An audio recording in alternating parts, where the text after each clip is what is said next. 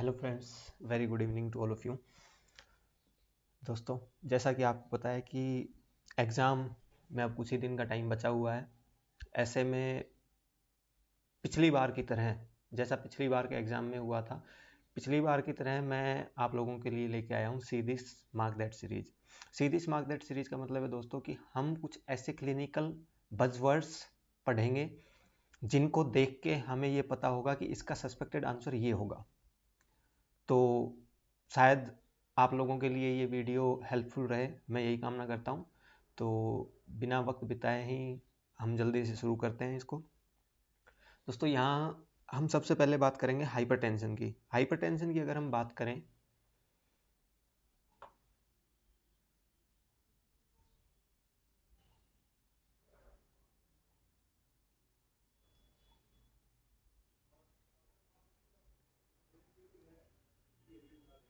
यहाँ सबसे पहले दोस्तों हम बात करेंगे हाइपरटेंशन की। हाइपरटेंशन की अगर हम बात करें तो हाइपरटेंशन का जो केस सिनेरियो है वो कैसे होगा। तो अगर हम देखें इसको तो बात करते हैं हम अनकंट्रोल बीपी ऑन 3 ड्रग्स और एब्डोमिनल ब्रूट। तो अनकंट्रोल बीपी ऑन 3 ड्रग्स का मतलब ये तो हो गया दोस्तों रेसिस्टेंट हाइपरटेंशन। ठीक है, ये रेसिस्टेंट हाइपरटेंशन हो गया। साथ में अगर एब्डोमिनल ब्रूट मिल रहा है, वहाँ पे मिल रहा है, तो ये हो गया डायग्नोसिस। इसका मोस्ट प्रोबेबल हो गया रीनल आर्टरी स्टेनोसिस। यहाँ जैसे दिया हुआ है secondary hypertension, young female, most commonly young female with fibromuscular dysplasia. ठीक है दोस्तों, रेसिस्टेंट हाइपरटेंशन प्लस ब्रूट। ठीक है, उसमें सबसे पहले हम क्या करेंगे इन्वेस्टिगेशन में, रीनल डॉपलर हम उसमें कर सकते हैं। ठीक है दोस्तों, तो ये हो गया रीनल आर्टरी स्टेनोसिस। इसके बाद में अगर हम बात करें सेकंड केस की, तो young female with palpitations, headache and sweating. Young female with palpitation, headache and sweating. Diagnosis वो फियोक्रोमोसाइटोमा क्यों? क्योंकि फियोक्रोमोसाइटोमा जो है ये सेकेंडरी कोज है हाइपरटेंशन का। ठीक है दोस्तों, episodic hypertension due to catecholamine surge. अभी हम इसको देखेंगे, अभी पढ़ेंगे ब्रीफली। हम ये टॉपिक्स जो भी हैं पढ़ रहे हैं तो इनको ब्रीफली एक बार पढ़ेंगे। ठीक है दोस्तों, फियोक्रोमोसाइटोमा में हम क्या करते हैं कि 24 आवर यूरिन मेटानेफ्रिन्स की स्क्रीनिंग करते हैं। 24 आवर यूरिन मेटानेफ्रिन्स स्क्रीनिंग हम इसमें फियोक्रोमोसाइटोमा में करते हैं।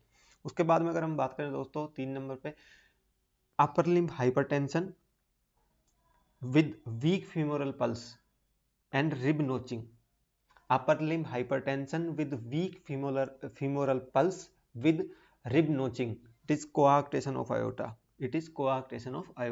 ठीक है दोस्तों, अगर बात करें कंजेनाइटल नैरोइंग इसमें होती है, कोलेटरल्स बन जाते हैं।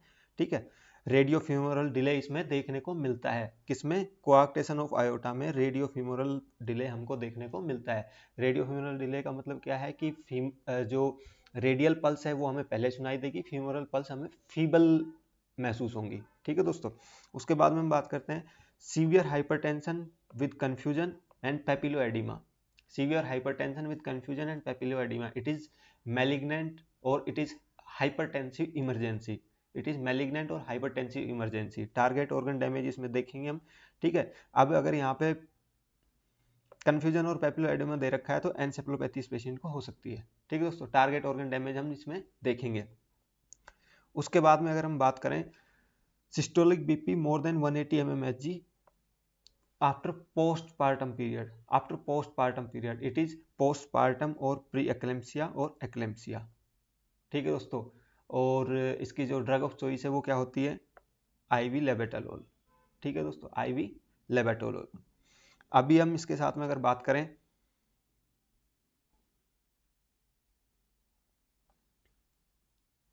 इस टॉपिक को, अगर हम पढ़ें तो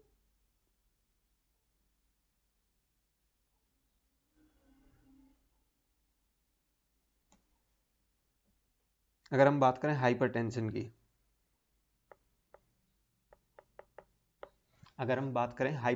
तो हाइपरटेंशन में हमें मोटा मोटा क्या पढ़ना है दोस्तों? सबसे पहले हमें इस बात करनी है कि हाइपरटेंशन की जो स्टेजेस होती हैं वो क्या होती हैं। टाइप्स ऑफ हाइपरटेंशन में अगर हम बात करें तो पहला हो गया एलिवेटेड, उसके बाद में दूसरा हो गया स्टेज 1, उसके बाद में स्टेज 2। स्टेज 2 बात करें अगर बीपी की अगर बात करें तो एलिवेटेड में 120 by 120 to 129 by 80 mmHg, 120 to 129 by 80 mmHg, ठीक है, लेस देन 80। उसके बाद में अगर बात करें स्टेज 2 की तो 130 टू 139 बाय 80 टू 89 mmHg। उसके बाद में अगर हम बात करें स्टेज 2 की तो more than 140 by more than 90 mmHg, ठीक है दोस्तों। तो एलिवेटेड में अगर हम बीपी की बात करें तो एलिवेटेड हाइपरटेंशन में जो ब्लड प्रेशर रहेगा वो रहेगा 120 to 129 mm by 180 mmHg, less than 180, ठीक है दोस्तों। इसके बाद में स्टेज 1 की अगर हम बात करें तो 130 टू 139 बाई 80 टू 89 mmHg। अगर बात करें स्टेज 2 की तो स्टेज 2 में मोर देन 140 बाय 90 mmHg, ठीक है। इसके बाद में अगर हम बात करें ट्रीटमेंट की, इसके बाद में अगर हम बात करें इसके ट्रीटमेंट की अगर हम बात करें दोस्तों तो एलिवेटेड में हमें क्या करना है, लाइफ स्टाइल मॉडिफिकेशन, ठीक है। लाइफ स्टाइल मॉडिफिकेशन में हम क्या कर सकते हैं, क्विट स्मोकिंग,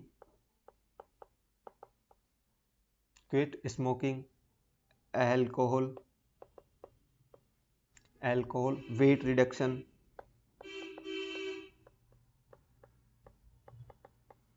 रिडक्शन, ठीक है दोस्तों, और डैश डाइट।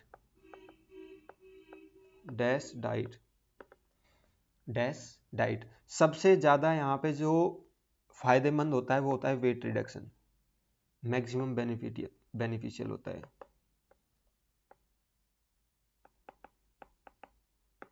मैक्सिमम बेनिफिट्स जो हमें देखने को मिलते हैं वो वेट रिडक्शन से मिलते हैं। क्यों? 1 kg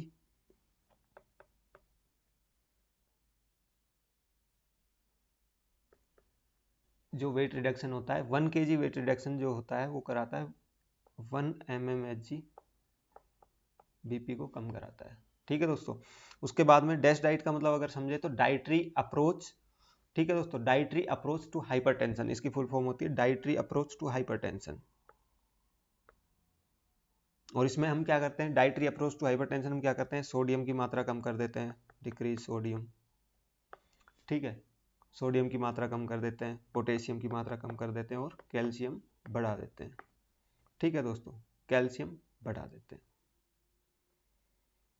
उसके बाद आगे बात करें अगर हम स्टेज 1 की अगर हम बात करें तो यहाँ पे हम देख सकते हैं कि टारगेट ऑर्गन डैमेज है या नहीं है, ठीक है दोस्तों। यहाँ पे हम देख सकते हैं टारगेट ऑर्गन डैमेज है या नहीं है। अगर टारगेट ऑर्गन डैमेज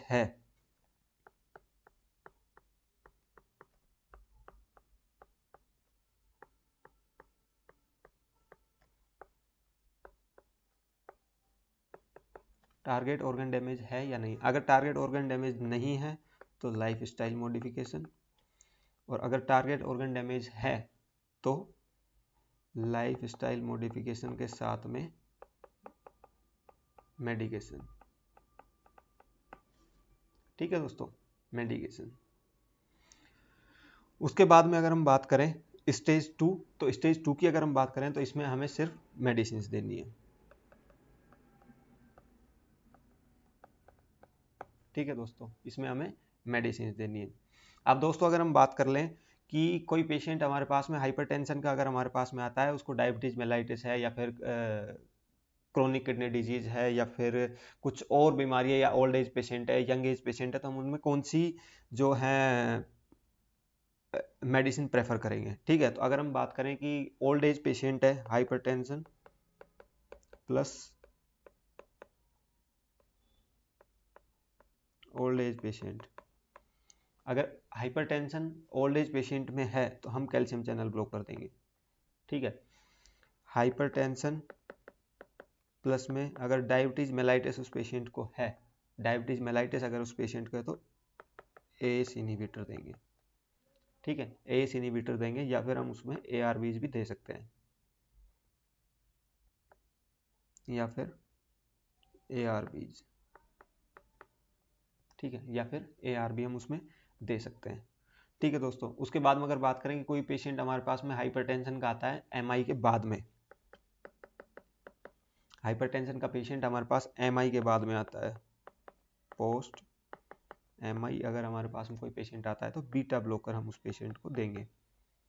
ठीक है, अगर बीटा ब्लॉकर से वो पेशेंट को फर्क नहीं पड़ रहा है, फर्क अगर नहीं आ रहा है तो उसमें हम देंगे एस इनहिबिटर। ठीक है, उसके बाद में अगर हम बात करें कि कोई पेशेंट है जिसको डायबिटीज मेलाइटिस है, तो उसका जो टारगेट शुगर लेवल होगा वो क्या हो सकता है। तो टारगेट शुगर लेवल की अगर हम बात करें, अगर टारगेट शुगर लेवल की बात करें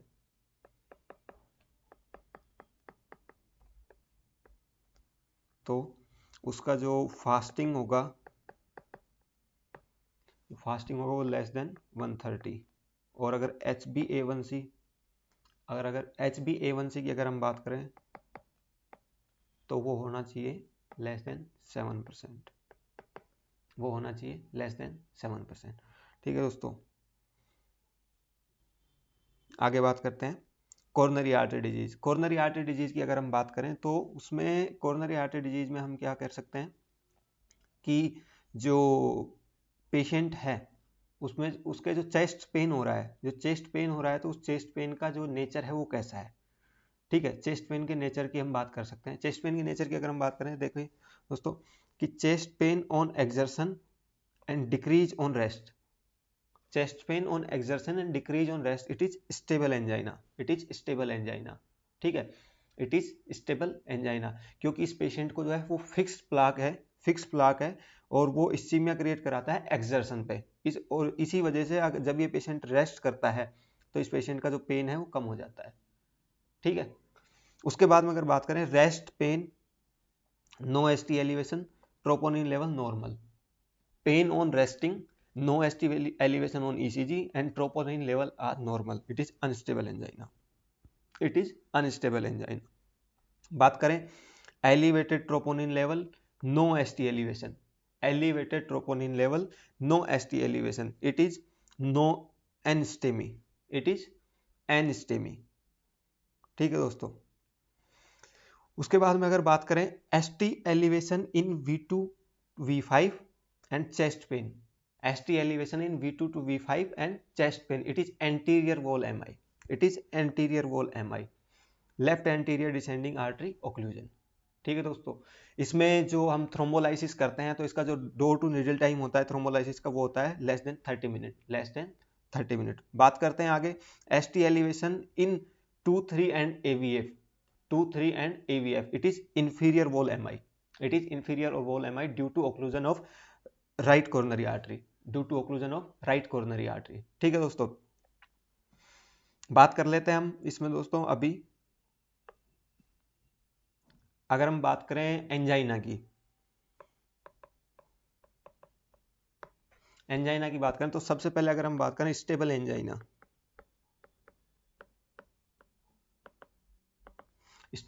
की अगर हम बात करें तो chest pain eight exertion and the pain is less than 10 minute, relieving on rest, decrease on rest, pain decrease on rest।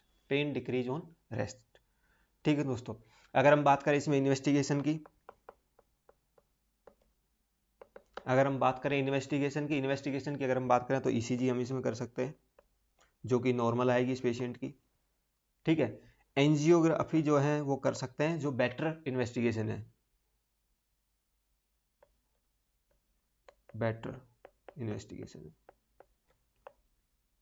ठीक है, इन्वेस्टिगेशन हम कर सकते हैं। और इस पेशेंट का हम TMT करा सकते हैं, ट्रेडमिल टेस्ट इस पेशेंट में करा सकते हैं, ठीक है दोस्तों। ट्रेडमिल टेस्ट की अगर बात करें तो इसमें जो स्कोरिंग होती है वो होती है, इसमें जो यूज करते हैं हम ड्यूक्स स्कोरिंग,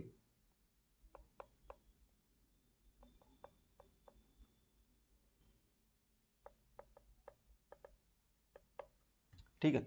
आगे अगर हम बात करें unstable angina,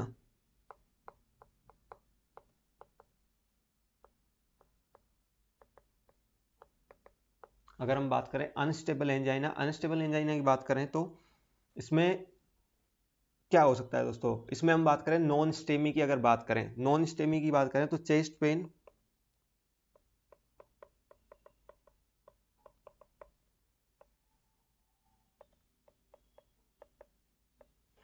chest pain on rest, और जो पेन है वो 10 से 30 मिनट तक रहेगा, जो पेन ड्यूरेशन है वो 10 से 30 मिनट तक रहेगा। इन्वेस्टिगेशन की अगर बात करें, इन्वेस्टिगेशन की अगर हम बात करें तो ईसीजी, जहां पे कोई एसटी एलिवेशन देखने को नहीं मिलेगा, no ST elevation, no ST elevation. Cardiac enzyme की अगर बात करें,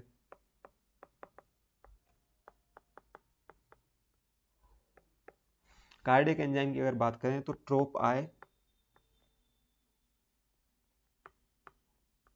ट्रोप आई जो है नॉर्मल मिलेगा,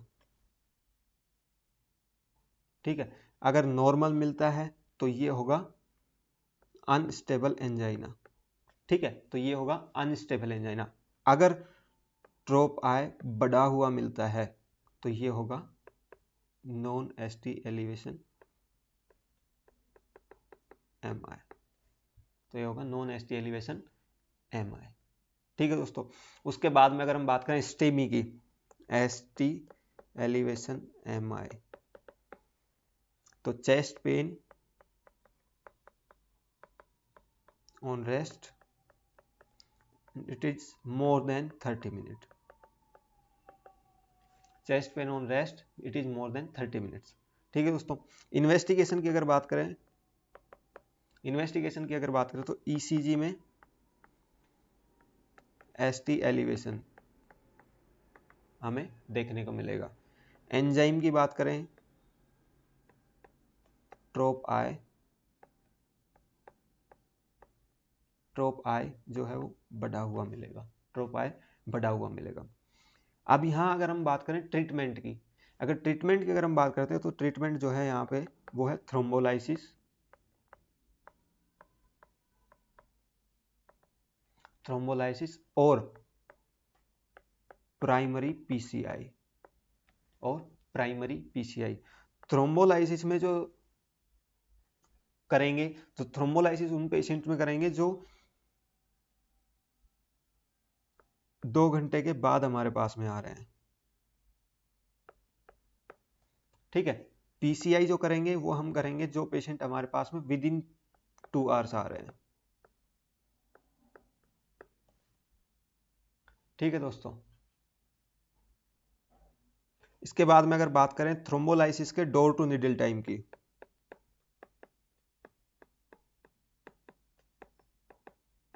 तो इसका होना चाहिए लेस देन 30 मिनट्स, और अगर प्राइमरी पीसीआई की अगर हम बात करें डोर टू निडल टाइम की तो ये होगा लेस देन 90 मिनट्स, ये होगा लेस देन 90 मिनट्स, ठीक है दोस्तों। इसके बाद में दूसरे टॉपिक पे चलते हैं। अगर बात करते हैं रिमेटिक फीवर की, रिमेटिक फीवर और रिमेटिक हार्ट डिजीज, ठीक है। Child with fever, migratory polyarthritis and murmur, acute rheumatic fever, जो डायग्नोस्टिक क्राइटेरिया है वो जोन्स क्राइटेरिया हम इसमें यूज करते हैं, कार्डाइटिस, आर्थराइटिस, नोड्यूल्स, ठीक है, रिथमा मार्जिनेटम, सिंडेनहेम्स कोरिया हमें देखने को मिलता है। मोस्ट कॉमन वोल जो इन्वॉल्व होता है इसमें वो होता है माइट्रल वोल, मोस्ट कॉमन वोल जो इन्वॉल्व होता है माइट्रल वोल, ठीक है। आगे बात करते हैं young women with dyspnoea and opening snap, it is mitral stenosis post traumatic, ठीक है, माइट्रल स्टेनोसिस, ठीक है दोस्तों। अगर हम बात करते हैं रिमेटिक फीवर की,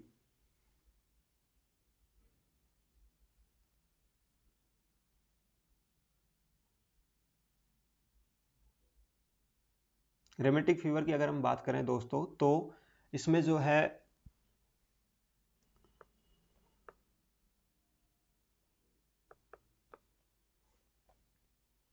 जो रिमेटिक फीवर की जो हिस्ट्री रहेगी उसमें रहेगा कि कोई बच्चा है 5 साल का 6 साल का, ठीक है, लो सोशो इकोनॉमिक स्टेट से वो बच्चा आता है और उसकी माँ है जो वो कंप्लेन कर रही है कि मेरे बच्चे को पिछले कुछ महीनों से 6-7 महीनों से बार बार सोर थ्रोट हो रहा है, ठीक है, बार बार सोर थ्रोट हो रहा है, ठीक है। तो कैसे याद करेंगे इसको, child with low socio economic status, ठीक है, with recurrent sore throat, recurrent history of sore throat, recurrent history of sore throat, ठीक है, ऐसे क्वेश्चन आएगा। अब इसमें बात करें कि जो रिस्क फैक्टर है, जो रिस्क फैक्टर है, रिस्क फैक्टर की अगर हम बात करें दोस्तों तो इसमें जो है स्टेप पायोजेंस जो है वो इसमें रिस्क फैक्टर है। Group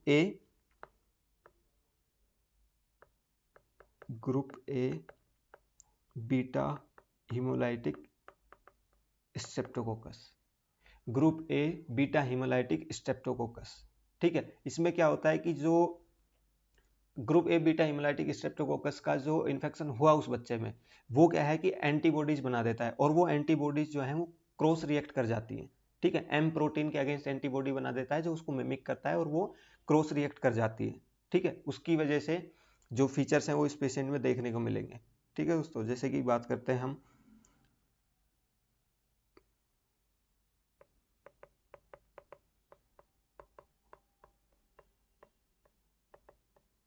antibodies against M protein,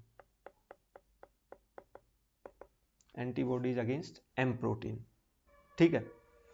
जो इसमें फीचर्स हमें देखने को मिलेंगे, क्लिनिकल फीचर्स जो हैं मोस्ट कॉमनली जो होते हैं वो होते हैं हार्ट से रिलेटेड और दूसरा होता है जॉइंट से रिलेटेड,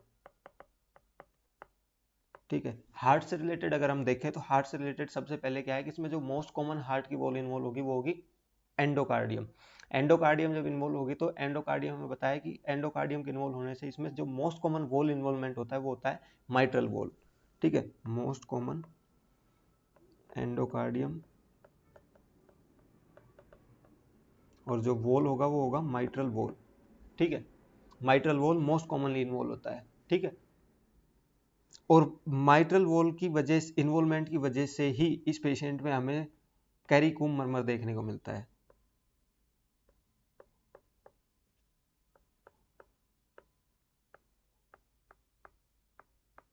कैरिकूम मर्मर हमें इस पेशेंट में देखने को मिलता है, ठीक है।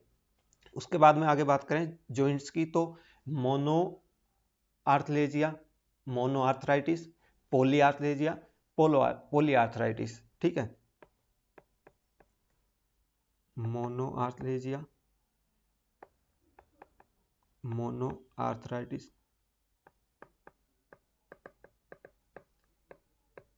पोली आर्थलेजिया, पोली आर्थराइटिस, पोली आर्थराइटिस, ठीक है दोस्तों। इसके बाद में अगर हम बात करें न्यूरोनल इन्वॉल्वमेंट अगर इसमें होता है,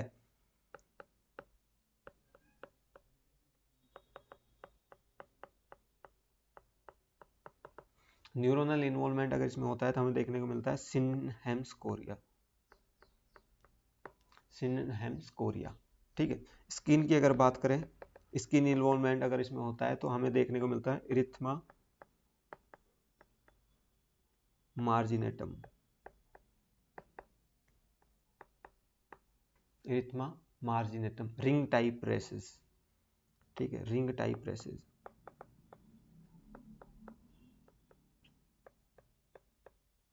रिंग टाइप रेस इसमें देखने को मिलते हैं हमें। उसके बाद में अगर हम बात करें इन्वेस्टिगेशन की, अगर हम इसमें बात करें तो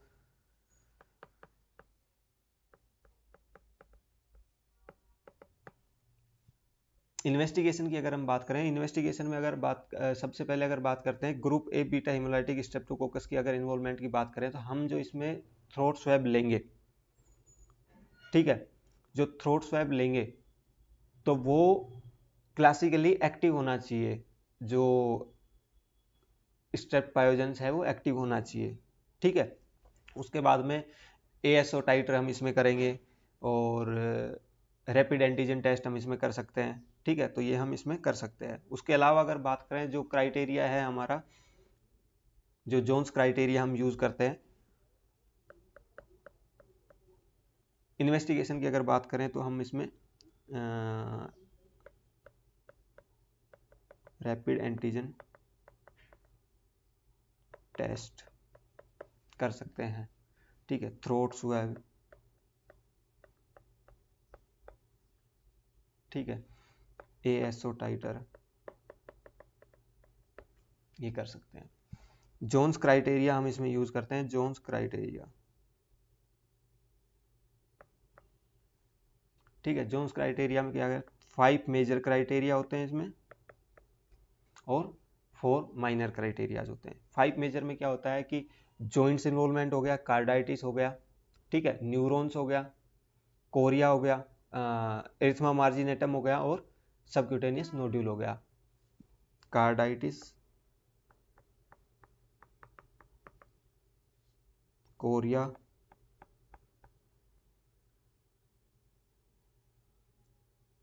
क्यूटेनियस नोडुल,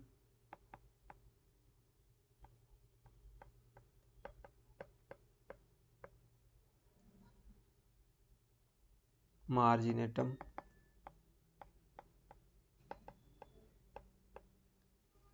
इथमा मार्जिनेटम, ठीक है, और जॉइंट्स इन्वॉल्वमेंट,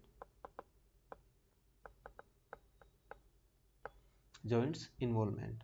दोस्तों इसको हम याद कर सकते हैं कि कार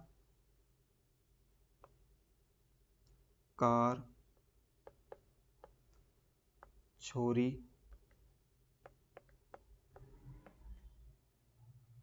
चूट वो तो मार देती है, मार्जिनेटम, ठीक है, और जॉइंट्स इन्वॉल्वमेंट। इसके बाद अगर बात करें हम माइनर क्राइटेरिया की, तो फीवर, ESR, PR, ठीक है, फीवर, ESR, PR और जॉइंट इन्वॉल्वमेंट, और जॉइंट इन्वॉल्वमेंट, ठीक है। ट्रीटमेंट में अगर बात करें तो जॉइंट पेन है तो एस्पिरिन दे देंगे हम इस पेशेंट को,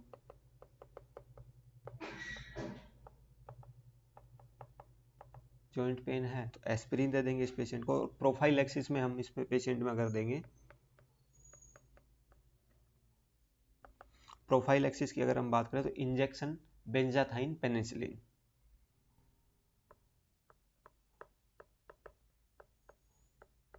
injection benzathine penicillin, injection benzathine penicillin, ठीक है।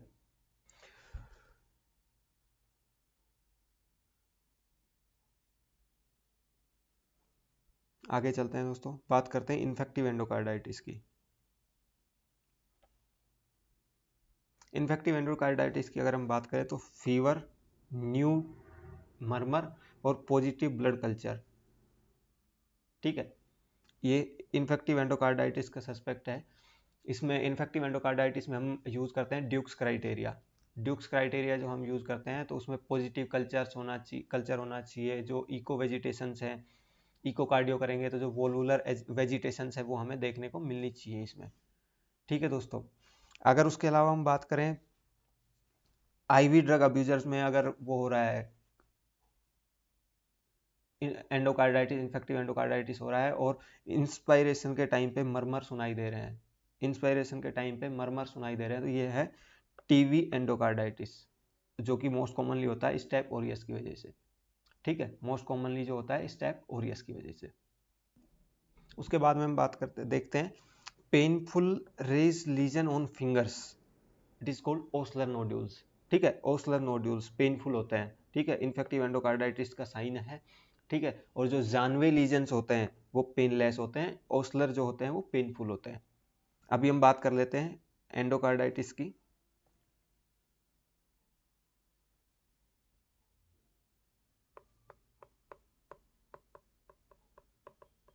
Infective endocarditis.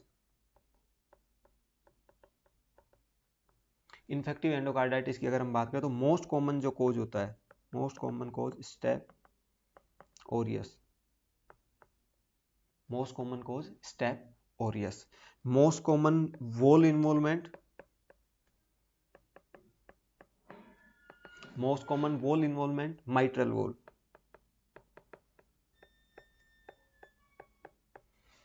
Most common valve involvement mitral valve. ठीक है, उसके बाद में अगर बात करें least common valve involvement, it is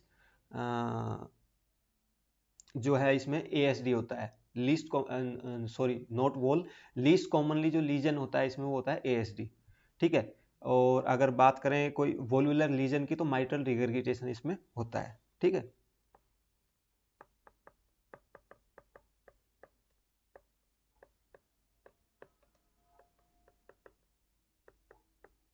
mitral regurgitation. ठीक है, उसके बाद में अगर वेजिटेशंस की अगर हम बात करें, जो वेजिटेशंस इसमें होती है, वेजिटेशन जो वॉल्वुलर वेजिटेशन होती है,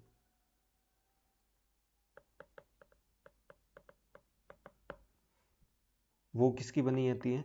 platelet plus fibrin plus bacteria, plus bacteria. ठीक है, इसमें अगर हम बात करते हैं कि भाई कोई भी सर्जरी के बाद में अगर कोई पेशेंट हमारे पास में आता है, ठीक है, कोई भी वॉल रिप्लेसमेंट के बाद में अगर पेशेंट आता है, आफ्टर वॉल रिप्लेसमेंट,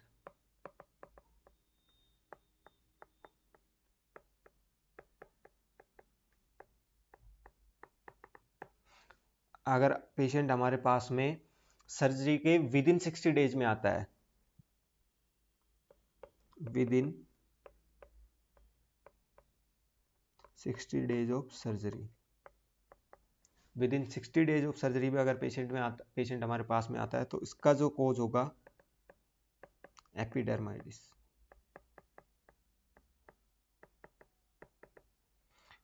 और 60 डेज के बाद में अगर आता है पेशेंट हमारे पास में,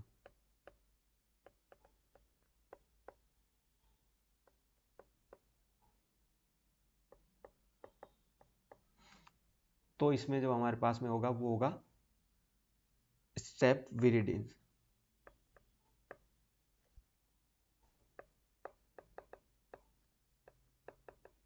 स्टेप विरिडिन। ठीक है, स्टेप विरिडिन्स। उसके बाद में अगर हम बात करें इसमें जो इसके क्लिनिकल फीचर्स हैं, तो इसमें दो टाइप के क्लिनिकल फीचर हमें देखने को मिलते हैं, वॉल्वुलर वेस्कुलर इन्वॉल्वमेंट, और दूसरा जो हमें मिलता है वो इम्यूनोलॉजिकल। तो वेस्कुलर की अगर हम बात करें,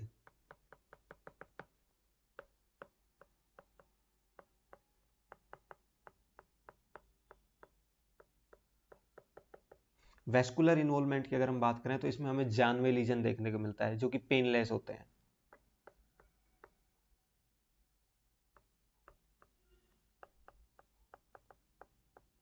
जो कि पेनलेस होते हैं। ठीक है, दूसरा स्प्लिंटर हेमरेज हमें देखने को मिलता है, स्प्लिंटर हेमरेज हमें देखने को मिलता है, और माइकोटिक एन्यूरिज्म हमें देखने को मिलता है।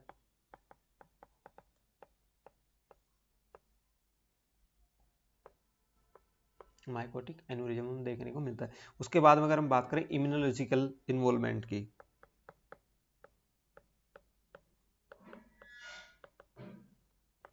इम्यूनोलॉजिकल की अगर बात करें तो रोथ स्पॉट, ठीक है, रेटिना में देखने को मिलता है। आर से रोथ स्पॉट, आर से रेटिना।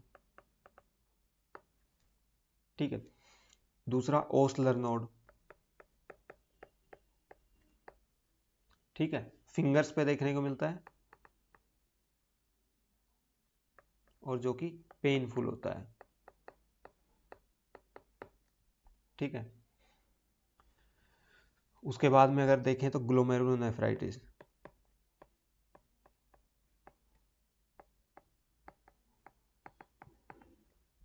ठीक है, उसके बाद अगर डायग्नोस्टिक क्राइटेरिया की बात करें तो ड्यूक्स क्राइटेरिया हम इसमें यूज करते हैं। Dukes criteria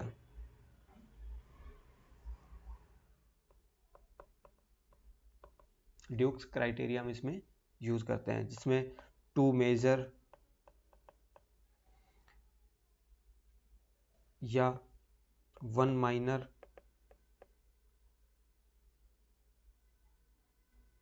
one major, 2 major या 1 मेजर प्लस 3 माइनर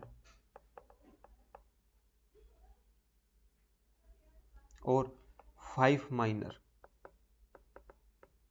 क्राइटेरिया जो हैं वो फुलफिल होने चाहिए। या तो 2 मेजर क्राइटेरिया हो, या 1 मेजर 3 माइनर क्राइटेरिया हो, या फिर 5 माइनर क्राइटेरिया हो, ये हमें फुलफिल होने चाहिए। ठीक है दोस्तों। मेजर में जो है वो ब्लड कल्चर है, जो 3 सैंपल हम लेंगे 1-1 घंटे के अंतराल पे 24 घंटे में। ठीक है, 3 सैंपल 1-1 घंटे के अंतराल में हम 24 घंटे में लेंगे, तो उसमें से 3 सैंपल में से 2 सैंपल पॉजिटिव आने चाहिए। ठीक है, मेजर की अगर हम बात करें 3 sample apart 1 hour interval in 24 hour, तो इसमें से 2 सैंपल पॉजिटिव होने चाहिए, 2 सैंपल पॉजिटिव होने चाहिए। ठीक है, उसके बाद में अगर हम बात करें इसमें ट्रीटमेंट की, तो ट्रीटमेंट की अगर हम बात करें तो हमें इसमें एंटीबायोटिक्स ही देनी है। ट्रीटमेंट की अगर हम बात करें तो आईवी एंटीबायोटिक्स। ठीक है, ट्रीटमेंट की बात करें तो आईवी एंटीबायोटिक्स। उसके बाद में अगर हम दोस्तों बात करें हार्ट फेलियर की, अगर हम हार्ट फेलियर की बात करते हैं तो उसमें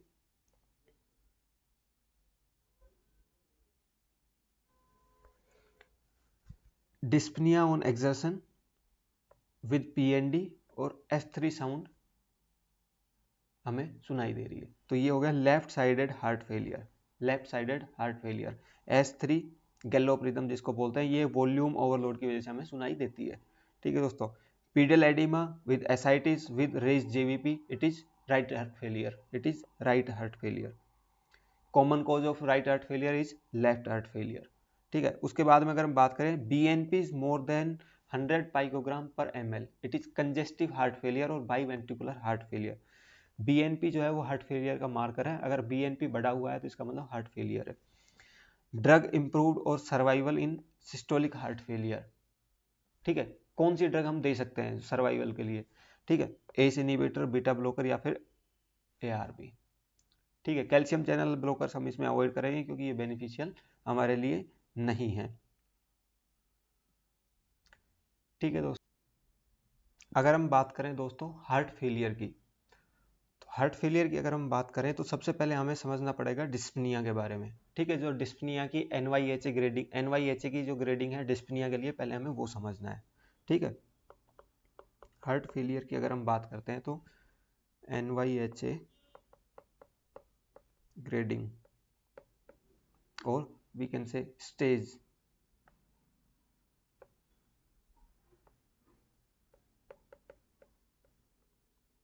स्टेज 4 डिस्पनिया,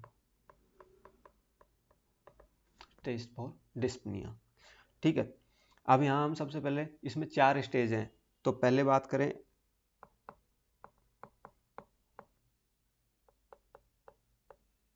NYHA क्लास और लेवल ऑफ सिम्टम्स और इम्पेयरमेंट की बात कर सकते हैं हम।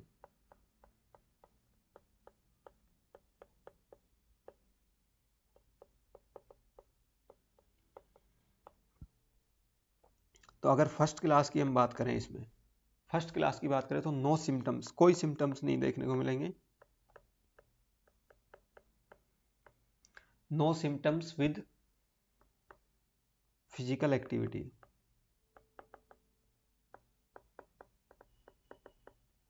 ठीक है, सेकेंड स्टेज की अगर बात करें हम, तो सिम्टम्स जो है वो जब हम सीढ़ियाँ चढ़ेंगे, ठीक है, और क्या बोलते हैं कि कोई फिजिकल एक्टिविटी जैसे हम कर रहे हैं, ठीक है, जैसे सीढ़ियाँ चढ़ना, बैडमिंटन खेलना, तो उसके साथ में, ठीक है, डिस्टेंस वॉकिंग अगर हम कर रहे हैं तो इसमें क्या है, symptoms with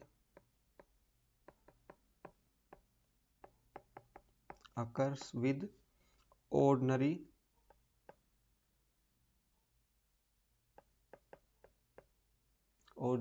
physical activity, ordinary physical activity, ठीक है।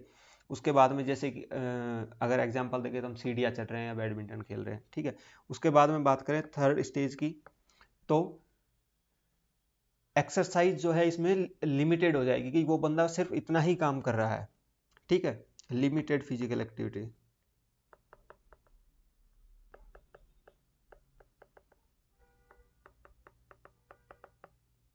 लिमिटेड फिजिकल एक्टिविटी, ठीक है, जैसे वो एक सीढ़ी ही चढ़ पा रहा है या फिर अपने बेड से उठ के बाथरूम तक ही जा पा रहा है, ठीक है। फोर्थ स्टेज की अगर बात करें हम, फोर्थ स्टेज में बात करेंगे तो उसको डिस्फिनिया ऑन रेस्ट, बैठे बैठे ही हो जाएगा,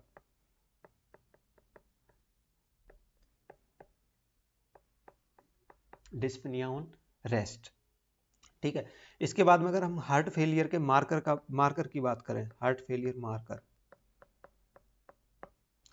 मार्कर की बात करें तो बीएनपी, ठीक है, हार्ट फेलियर का जो मार्कर है वो है बीएनपी।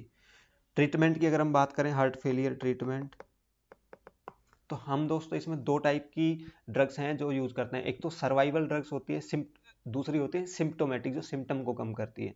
जो सिम्प्टोमेटिक होती है उसमें हम क्या करते हैं कि कॉन्ट्रैक्टिलिटी को कम करा देते हैं, ठीक है, हार्ट की कॉन्ट्रैक्टिलिटी को बढ़ा देते हैं, सॉरी, ठीक है, तो जिससे सिम्टम कम हो जाएगा, ठीक है। दूसरी होती है सर्वाइवल के लिए क्या है कि हम उसमें एस इनहिबिटर, एआरबीज ये यूज कर सकते हैं, ठीक है।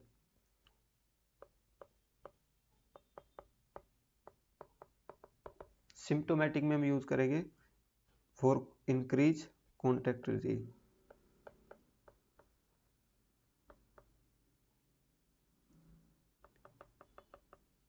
और जो होती है डिजोक्सिन। बट आजकल हम डिजोक्सिन को यूज नहीं करते हैं, क्यों? क्योंकि ये पेशेंट की मोर्टली रेट को बढ़ाता है, नॉट यूज नाउडेज।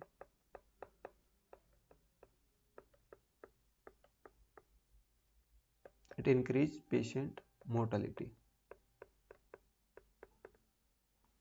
दूसरी अगर हम बात करें तो उसमें हम यूज करते हैं डायरेटिक्स या डायलेटर्स। डायलेटर्स में नाइट्रेट हो गए, और डायरेटिक्स की अगर हम बात करें तो फुरेसामाइड हो गया।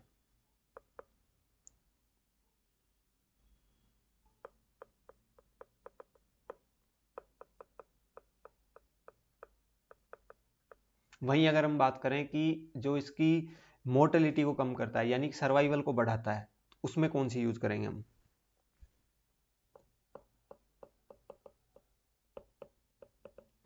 सर्वाइवल ट्रीटमेंट की अगर हम बात करें तो एस इनहिबिटर, एआरबीज, ठीक है, और उसके अलावा अगर हम बात करें, अर्नी एक होता है, अर्नी,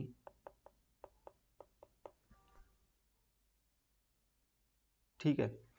अर्नी में क्या होता है दोस्तों कि यहाँ पे दो चीजें होती है, एआरबी यानी कि सार्टन ड्रग्स जो होती हैं वो, और इसमें एक होता है नेप्रिलाइजिंग इनहिबिटर, सैक्यूबिट्रिल, जो हम यूज करते हैं, एआरबी और नेप्रिलाइजिंग इनहिबिटर, ठीक है, सार्टन और सैक्यूबिट्रिल।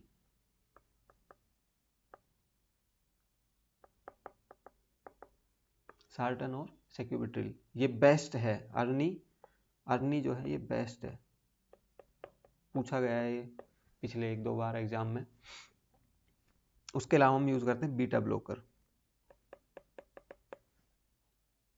ठीक है, मैक्सिमम सर्वाइवल बेनिफिट देता है बीटा ब्लॉकर।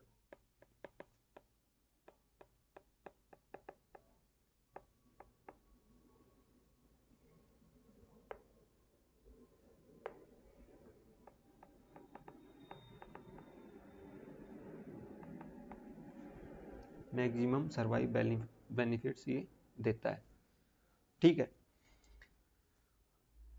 उसके बाद में अगर हम बात करें जुगुलर वेन्स की, अगर हम बात करें तो एलिवेटेड जेवीपी और hepatojugular reflex, it is right sided heart failure, ठीक है। Absent A wave seen in atrial fibrillation, cannon A wave seen in complete heart block और वेंट्रिकुलर टेकिकार्डिया। कुस्मोल साइन का मतलब होता है कि इंक्रीज जेवीपी ऑन इंस्पिरेशन, ठीक है। तो ये दिखती है हमें कंस्ट्रक्टिव पेरिकार्डाइटिस और रेस्ट्रिक्टिव कार्डियोमायोपैथी। रेज जेवीपी और Kussmaul sign, it is pericardial disease, ठीक है दोस्तों, इट इज पेरिकार्डियल डिजीज। अगर हम बात करें जेवीपी की,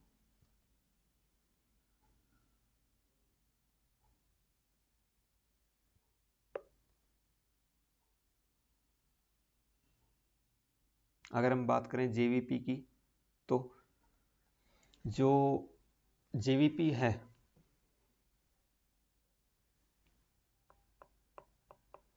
यहाँ पे 3 पॉजिटिव और 2 नेगेटिव वेव हमारे पास में होती हैं, ठीक है। 3 पॉजिटिव और 2 नेगेटिव वेव होती है, ठीक है। पॉजिटिव वेव्स कौन कौन सी होती हैं?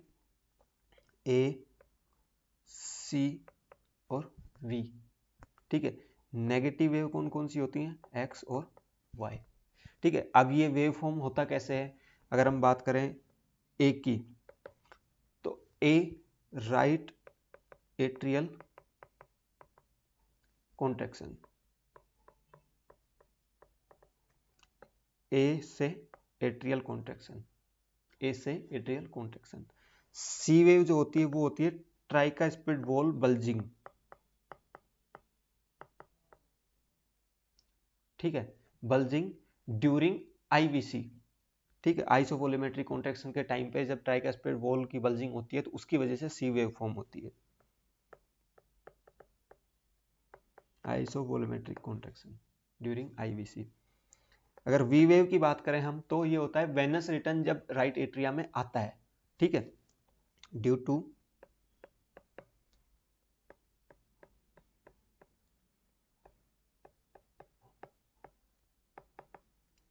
राइट एट्रिया, वी से वी। तो ए वेव जो होती है वो राइट एट्रियल कॉन्ट्रैक्शन की वजह से होती है, ठीक है। सी वेव जो होती है वो ट्राइकास्पिड बल्जिंग ड्यूरिंग आईवीसी की वजह से, ठीक है। आइसोवोलोमेट्रिक कॉन्ट्रैक्शन की वजह से जब ट्राइकास्पिड वॉल बल्ज करता है तो उसकी वजह से सी वेव फॉर्म होती है। और वी वेव की अगर हम बात करें तो वी वेव जो है वो वेनस रिटर्न के कारण बनती है। वहीं अगर हम बात करें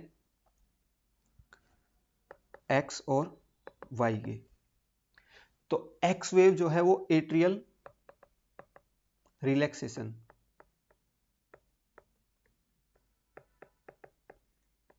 एट्रियल रिलैक्सेशन की वजह से एक्स वेव बनती है, ठीक है। अगर वाई की बात करें तो ये बनती है अर्ली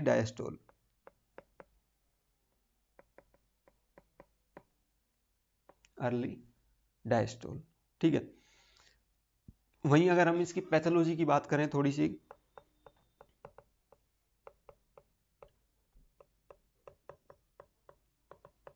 जेवीपी के पैथोलॉजी की अगर हम बात करें तो ए वेव में जो चेंजेस आएंगे वो आएंगे एट्रियल कॉन्ट्रैक्शन की वजह से, ठीक है। A wave changes due to atrial contraction,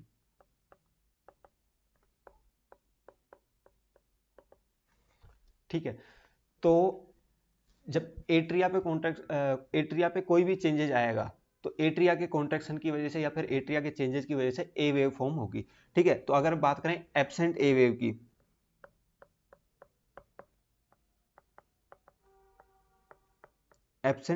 अगर हम बात करें तो ये एट्रियल फ्लटर में देखने को, फिब्रिलेशन में हमें देखने को मिलती है,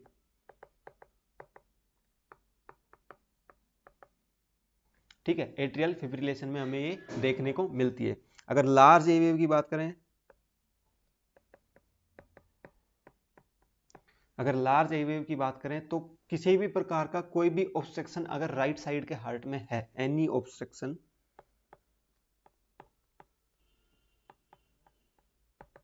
इन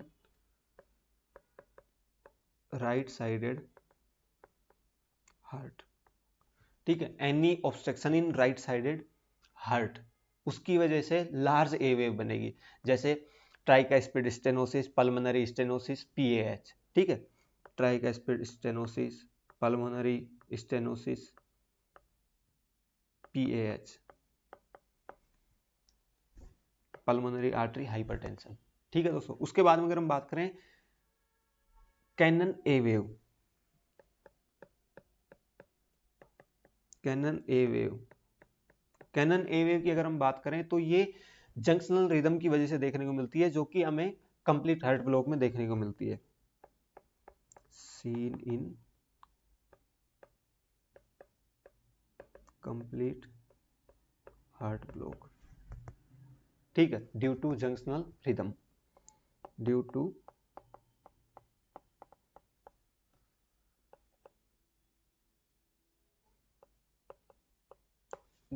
junctional rhythm.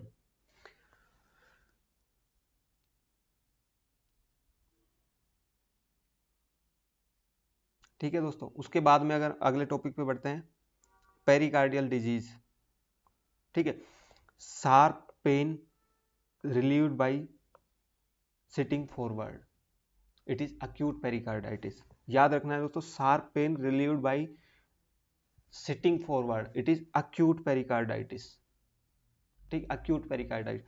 Hypotension with increase JVP, ठीक है, और muffle sound, it is cardiac tamponade Beck's triad, ठीक है, कार्डियक टेम्पोनेड में बैकस्ट्राइड देखने को मिलता है। Hypotension, raised JVP, muffled heart sound, hypotension, raised JVP, muffled heart sound.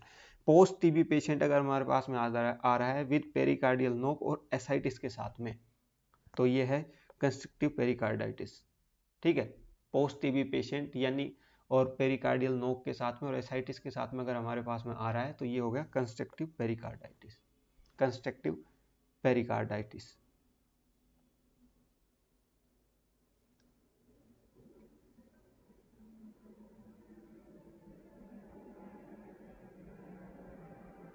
उसके बाद में अगर हम बात करें कार्डियोमायोपैथीज की, अगर हम बात करें, ठीक है, कार्डियोमायोपैथीज की अगर हम बात करते हैं तो genetic autosomal dominant syncope in athlete, ठीक है, murmur increase with Valsalva, it is HOCM, it is HOCM। Alcoholic patient है, डिस्पनिया है, S3 साउंड सुनाई दे रही है और डायलेटेड लेफ्ट वेंट्रिकल है, ये है dilated cardiomyopathy, DCMP, dilated cardiomyopathy.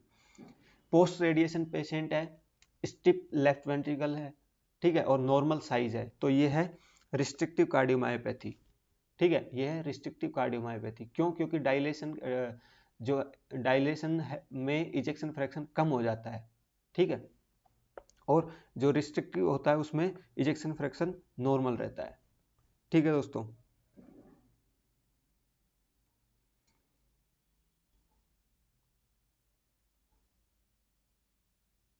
Cardiomyopathy की अगर हम बात करें तो सबसे पहले अगर बात करें कि स्ट्रेस कार्डियोमायोपैथी,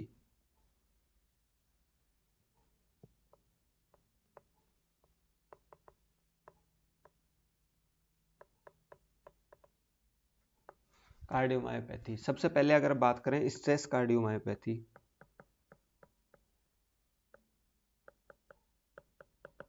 मोस्ट कॉमन होता है स्त्री, स्ट्रेस स्त्री, ठीक है, most common in females, most common in females, ठीक है, क्यों होगा नाम में ही पता है, ड्यू टू सम स्ट्रेस, ठीक है, due to some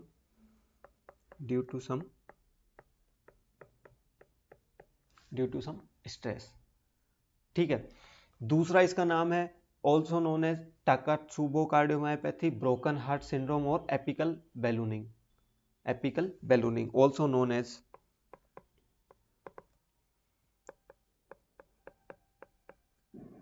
broken heart syndrome, apical ballooning,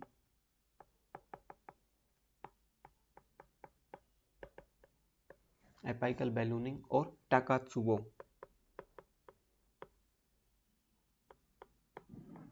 cardiomyopathy.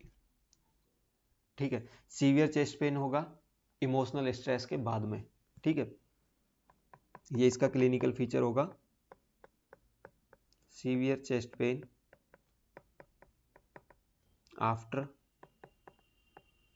Any emotional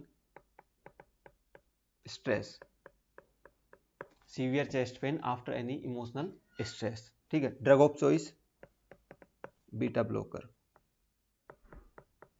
drug of choice beta blocker. दूसरा अगर हम बात करें HOCM, HOCM की अगर हम बात करें तो HOCM में जो बीटा मायोसिन की हैवी चेन होती है क्रोमोसोम नंबर 14 पे, ठीक है, उनका म्यूटेशन हो जाता है, mutation of beta myosin heavy chain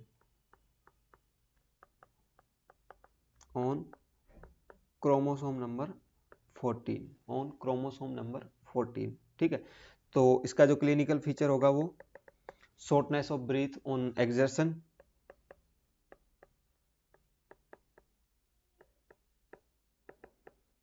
ठीक है, पहले इसमें डायस्टोलिक फेलियर देखने को मिलेगा, उसके बाद में सिस्टोलिक फेलियर देखने को मिलेगा।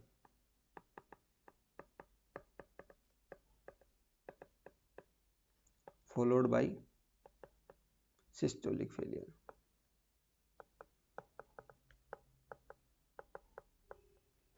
Followed by systolic failure. ठीक है, एग्जामिनेशन जब हम इस पेशेंट का करेंगे, ऑन एग्जामिनेशन S4 साउंड हमें सुनाई देगी, साथ में डायमंड शेप कैरिकूम मरमर, जो डायमंड शेप मरमर जो है वो हमें देखने को मिलेंगे कहाँ पे, अब्स एरिया पे।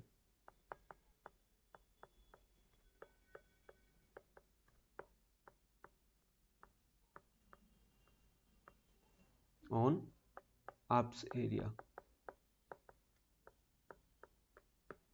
On abs area. जब हम इस पेशेंट की इको करेंगे तो banana shape cavity, left ventricle cavity हमें देखने को मिलेगी on echo.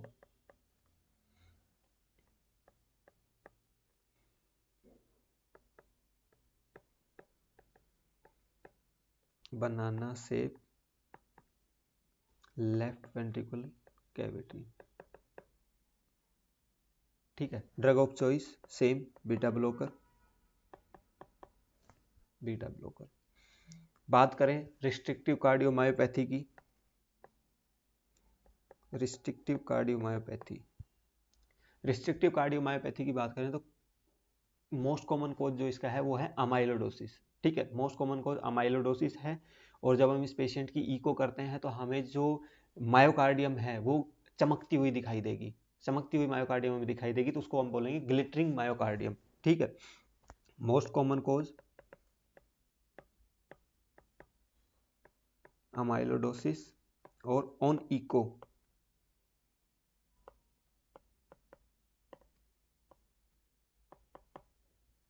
On echo glittering myocardium.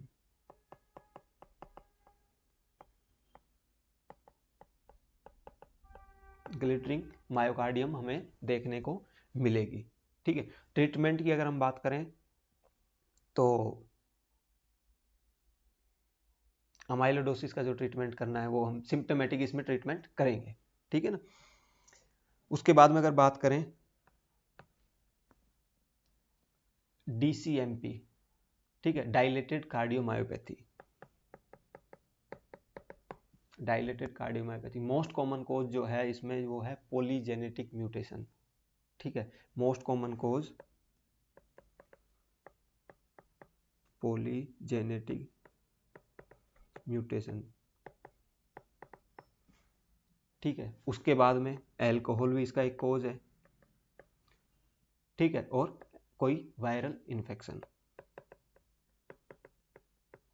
Viral infection. ठीक है,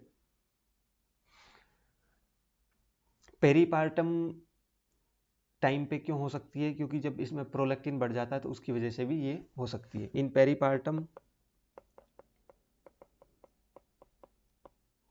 due to increase of prolactin, due to increase of prolactin. ठीक है, ट्रीटमेंट की अगर हम बात करें तो इस पेशेंट को हम देंगे एंथ्रासाइक्लिन ट्रेस्टोजुमैब, एंथ्रासाइक्लिन ट्रेस्टोजुमैब, ट्रेस्टोजुमैब। ठीक है दोस्तों,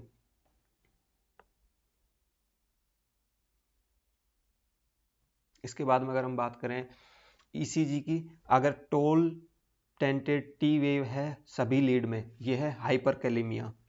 ठीक है, हाइपरकैलेमिया, पोटेशियम मोर देन 5.5 मिली इक्विवेलेंट पर लीटर। ठीक है, टोल टेंटेड टी वेव इसमें देखने को मिलेंगी। वाइड क्यूआरएस,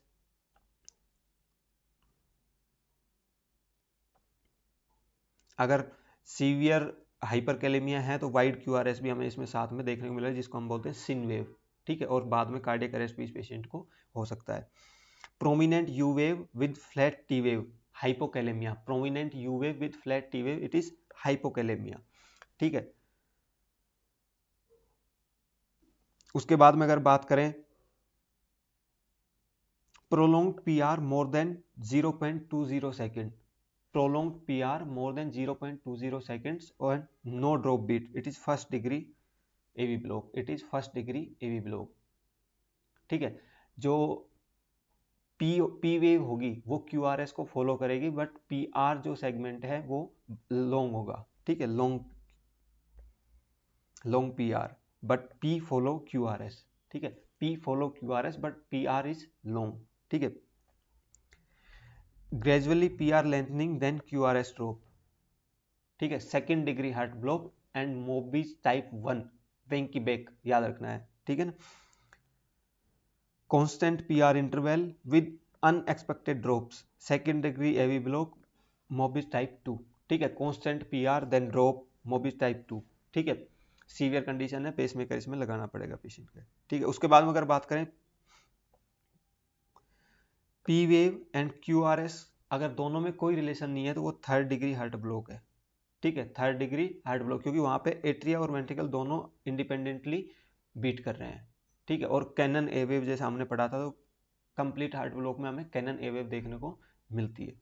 ठीक है, saw tooth pattern in base line atrial flutter. ठीक है, saw tooth pattern on base line atrial flutter. ठीक है, उसके बाद में अगर बात करें irregular rhythm, no P wave, irregular rhythm with no P wave, atrial fibrillation। ठीक है,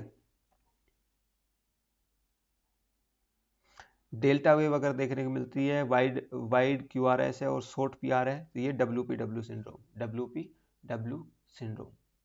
ठीक है, उसके बाद में बात करें regular narrow tachycardia more than 150 beat per minute, regular narrow tachycardia more than 150 beat per minute, it is PSVT, proximal supraventricular tachycardia.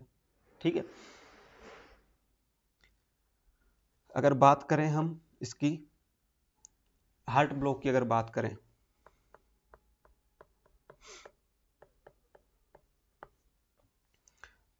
तो हार्ट ब्लॉक की अगर हम बात करें तो हार्ट ब्लॉक में 3 टाइप से हम इसमें पढ़ सकते हैं, फर्स्ट डिग्री, मोबिस टाइप 1, मोबिस टाइप 2 और थर्ड डिग्री। ठीक है, फर्स्ट डिग्री, मोबिस टाइप 1, मोबिस टाइप 2 जो कि हम सेकेंडरी बोलते हैं, जिसको सेकेंड डिग्री। ठीक है, और थर्ड डिग्री। ठीक है, फर्स्ट डिग्री की अगर हम बात करें तो जो इसमें PR इंटरवल होगा वो फिक्स और प्रोलोंग्ड होगा, फिक्स्ड और prolonged PR, fixed and prolonged PR with no drop beat, with no drop beat. ठीक है, टाइप 2 की अगर हम बात करें, सेकंड डिग्री की अगर बात करें, तो इसमें दो होता है, मोबिस टाइप 1, मोबिस टाइप 1 और मोबिस टाइप 2, मोबिस टाइप 2। ठीक है, मोबिस टाइप 1 की बात करें तो प्रोग्रेसिवली इंक्रीज पीआर,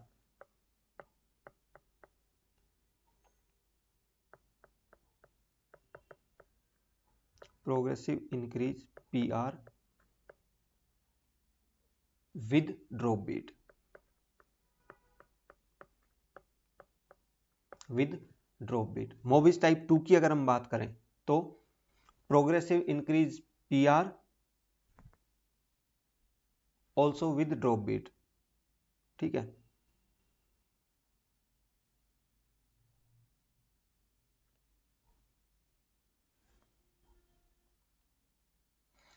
मोबिस टाइप 2 की अगर हम बात करें तो fixed PR, fixed PR with drop beat, with drop beat. ठीक है, और थर्ड डिग्री की अगर बात करें तो नो रिलेशन बिटवीन एट्रिया और वेंट्रिकल, और इसको बोल सकते हैं no relation between P and Q R S,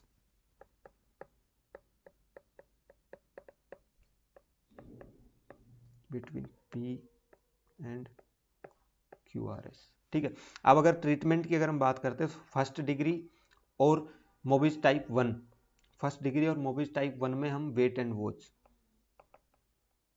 wait and watch. ठीक है, मोबिस टाइप 2 और थर्ड डिग्री में हम क्या करेंगे, पेसमेकर देंगे, पेसमेकर उस पेशेंट में लगाएंगे। ठीक है,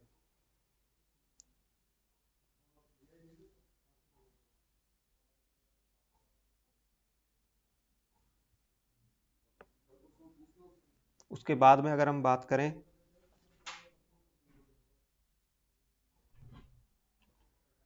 अगर हम बात करें वेंट्रिकुलर अरेथमिया की,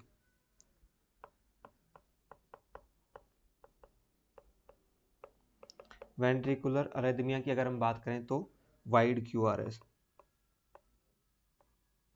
वाइड क्यूआरएस हमें देखने को मिलेगा। ठीक है, उसके बाद में अगर हम बात करें कोई भी अरेथमिया है, ठीक है, और बीपी उसमें कम हो रहा है तो हम उसमें देंगे DC shock.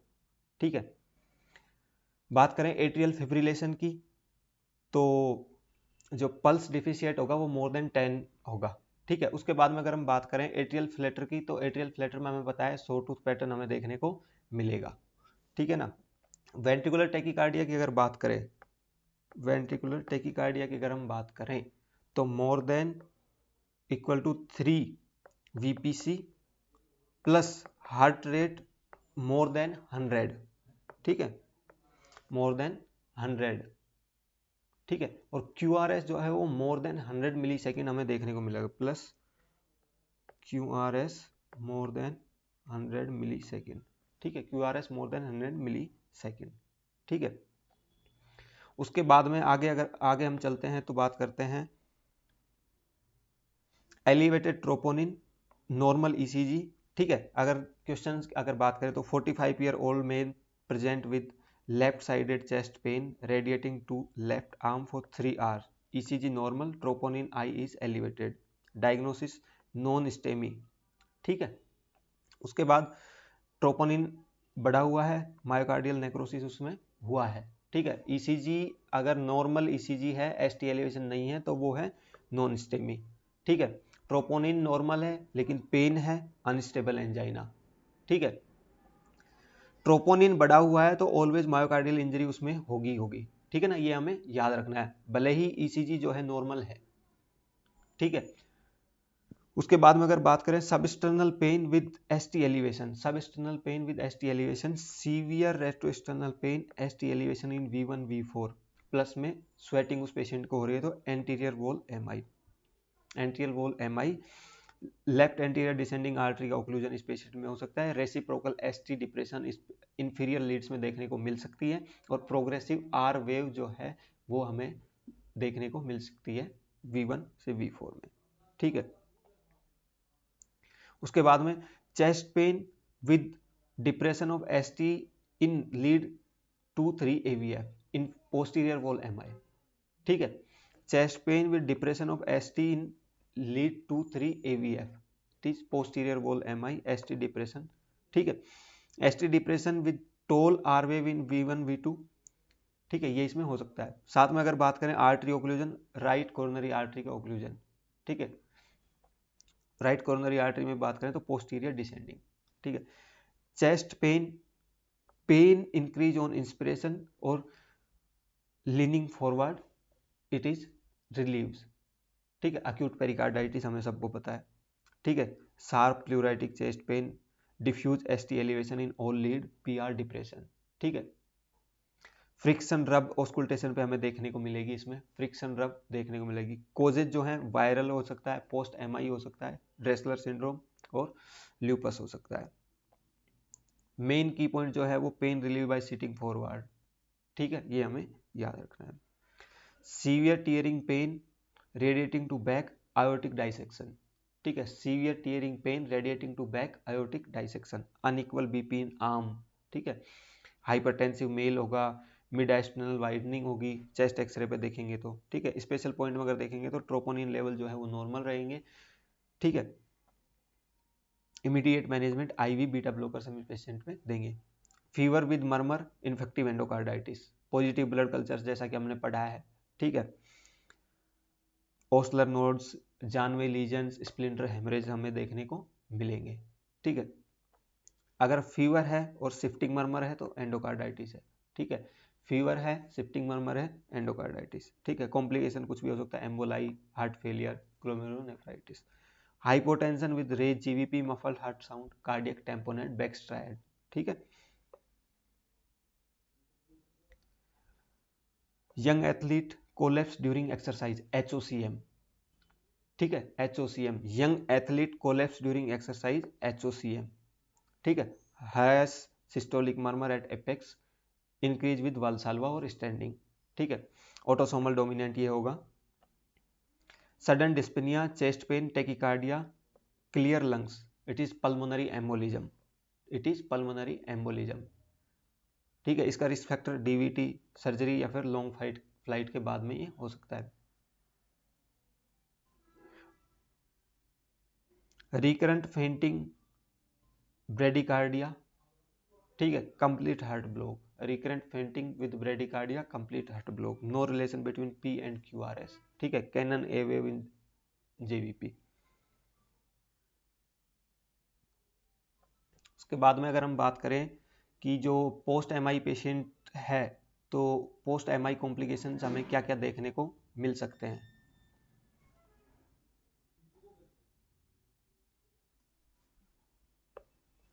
Post MI complication,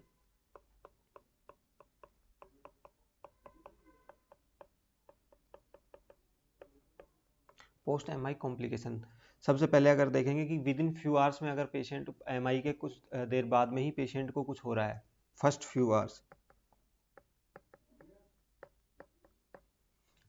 hours of MI। ठीक है, सडन कार्डियक डेथ अगर उस पेशेंट की हो रही है तो ये कोज है ventricular arrhythmia. First few hour of MI, sudden cardiac death,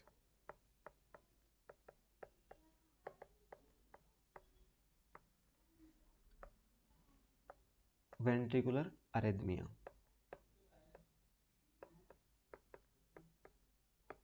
ventricular arrhythmia. ठीक है, बात करते हैं 4 to 7 days आफ्टर MI। अगर हम बात करते हैं तो अगर कोई MI के 4 से 7 दिन बाद में कोई नया मर्मर हमें सुनाई देता है, ठीक है, सिस्टोलिक टाइप का अगर वो हो तो उसमें क्या है डायग्नोसिस, वेंट्रिकुलर सेप्टल डिफेक्ट हमें देखने को मिल सकता है। ठीक है, ventricular septal defect,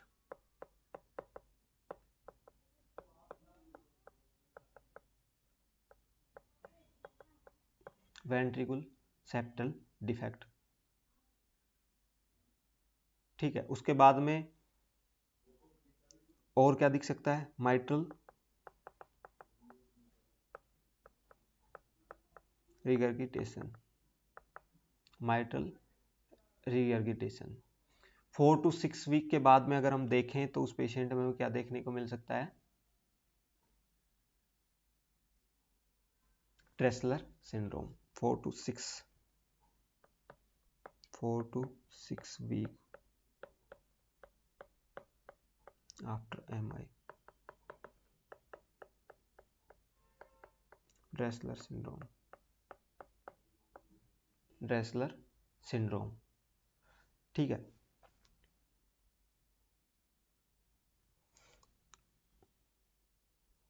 post MI first few hours में अगर पेशेंट की डेथ हो जाती है तो उसका मोस्ट कॉज होगा वेंट्रिकुलर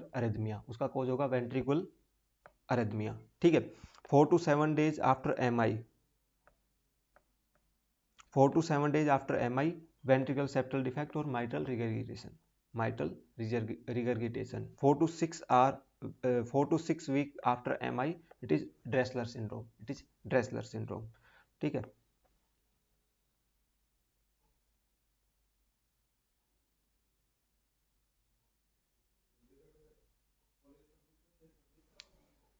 तो जैसा कि मैंने पिछले कुछ पेपर्स जो थे FMG के, उसमें मेडिसिन में मैंने देखा और ये टॉपिक्स जो थे वो बार बार पूछे गए थे, तो उन्हीं टॉपिक्स को ध्यान में रखते हुए मैंने ये PDF बनाई है।